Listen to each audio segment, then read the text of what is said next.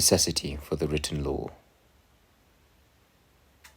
Now everything which we should learn about the law is to some extent taught to us by the inner law, which, as we have said, is written, and as it were imprinted on each person's heart. For our conscience does not let us forever sleep, impervious to all feeling, without inwardly testifying and alerting us to the debt we owe God, without showing us the difference between good and evil, and without convicting us when we fail to do our duty. However, man is so wrapped in darkest ignorance that through the natural law he is scarcely able to savour what it means to serve God acceptably. The least that can be said is that he is very far from knowing God aright. Moreover, he is so puffed up with pride and ambition, and so blinded by self-love, that he cannot contemplate himself or descend, so to speak, further into himself, in order to learn humility and to admit his misery. That is why our crude powers of understanding and our gross arrogance made it necessary for the Lord to hand down to us his written law, so as to bear positive witness to what was still obscure in the natural law, and by dispelling our indifference to touch with keener force our mind and memory.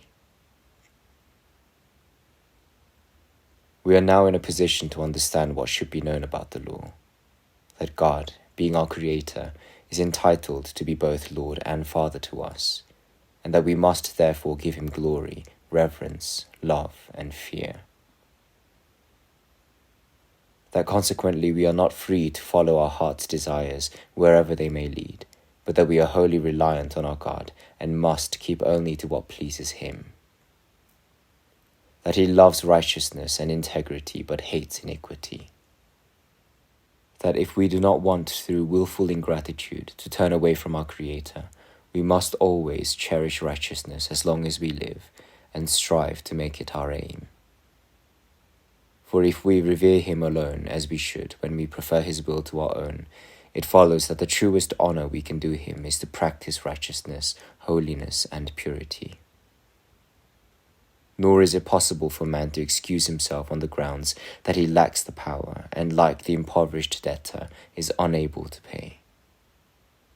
It is wrong to measure God's glory by our own abilities, seeing that whatever may be true of us, God is always consistent in himself, a friend of righteousness and an enemy of evil. Whatever he asks of us, since he can ask nothing which is not just, we have a natural duty to obey. That we are incapable of doing so is our own fault. For if, captive and bound by selfish desire where sin reigns supreme, we're not free to obey our Father, we must not, by way of defense, plead necessity, whose evil lies within us and is imputable to us.